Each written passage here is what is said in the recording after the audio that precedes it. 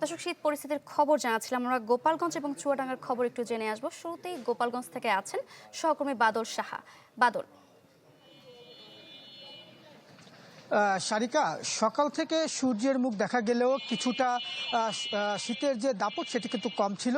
তবে বেলা বাড়ার সাথে সাথেই কিন্তু শীতের যে দাপট সেটি কিন্তু বেড়েছে। বিশেষ করে উত্তরের হিমেল হাওয়া বয়ে যাওয়ায় শীতের তীব্রতা কিন্তু বেড়েছে। আজ গোপালগঞ্জে সকাল 6টায় জেলার সর্বনিম্ন তাপমাত্রা 60°C কিন্তু রেকর্ড করা হয়েছে এবং হিমেল হাওয়ার কারণে কিন্তু শীত ছিল।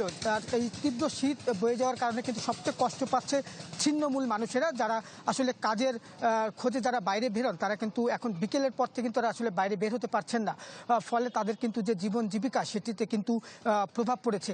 আরেকটি বিষয় হচ্ছে যে এই তীব্র শীতের কারণে কিন্তু যে শীতজনিত যে রোগ, এই রোগে কিন্তু মানুষজন আক্রান্ত হচ্ছে। তারা কিন্তু হাসপাতালে গিয়ে তারা এই রোগের চিকিৎসা নিচ্ছেন। তবে চিকিৎসকরা বলছেন যে বৃদ্ধ এবং শিশুদের ক্ষেত্রে বিশেষ নজর দেওয়ার জন্য এবং যাতে তারা গোসলের সময় তারা যেন গরম পানি ব্যবহার করেন। আরেকটি বিষয় হচ্ছে যে এই তীব্র শীতে যে শীত কাপড়ের যে একটি অভাব দেখা দিয়েছে, সরকারিভাবে যেসব কম্বল বা শীতবস্ত্র বিতরণ করছে তা কিন্তু প্রয়োজনের তুলনায় খুবই কম। ফলে এই ছিন্নমূল মানুষদের মাঝে যাতে বেশি করে এই শীতবস্ত্র বিতরণ করা হয় সেটি কিন্তু আসলে দাবি তুলেছেন সাধারণ মানুষ। সবশেষে বলা যায় যে এরকম যে পরিস্থিতি, এই পরিস্থিতি কিন্তু আরও 2-3 দিন থাকবে, এটি কিন্তু আমাদেরকে জানিয়েছেন। এই ছিল আমার কাছে গোপালগঞ্জের শীত পরিস্থিতির সবশেষ খবর। সারিকা। বাদল, ধন্যবাদ আপনাকে। চুয়াডাঙ্গা থেকে যুক্ত আছেন সহকর্মী রেজাউল করিম লিটন। লিটন। সারিকা, আজকে দেশের সর্বনিম্ন তাপমাত্রা ছিল উত্তরের জেলা নওগাঁর বদলগাছিতে 6.7°। আর ঠিক মাত্র 2 তাপমাত্রা কম ছিল দেশের দক্ষিণের এই জেলা চুয়াডাঙ্গাতে, অর্থাৎ 6.9° ছিল চুয়াডাঙ্গায়। তো এই যে তাপমাত্রার পারদ কমে গিয়ে মানুষের শীতের যে তীব্রতা সেটা কিন্তু ভীষণ আকারে বেড়ে গেছে এই চুয়াডাঙ্গাতে, এবং শীতের যে কষ্ট মানুষের, সেই কষ্টটা কিন্তু একেবারেই বিপর্যস্ত করে তুলেছে।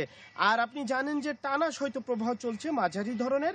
এই শৈত্যপ্রবাহ প্রায় 15 দিন পার হয়ে গেছে আজকে দিয়ে। তো এর মধ্যে মানুষের স্বস্তি ছিল না। তবে একটি সুখবর এই জেলার মানুষের জন্য, আজকে সকালেই ঠিক সূর্য উঠে গেছে আকাশে, এবং আকাশে সূর্য ছিল, সূর্যের রোদও ছিল, ঝলমলে রোদ, একটু তেজ ছিল। সেই তেজেই মূলত মানুষের শীতের স্বস্তি এসেছে।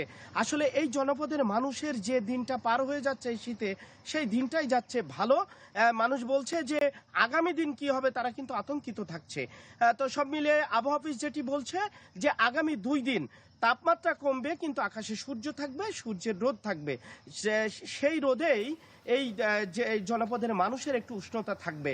আর আগামী 2 দিন পর, অর্থাৎ শুক্রবারের পর থেকে কিন্তু তাপমাত্রা আরো কমে যাবে, তখন শীতের তীব্রতা আরো বেড়ে যাবে। তো সব মিলিয়ে এই জেলার খেটে খাওয়া মানুষের দুর্ভোগ প্রচন্ড আকারে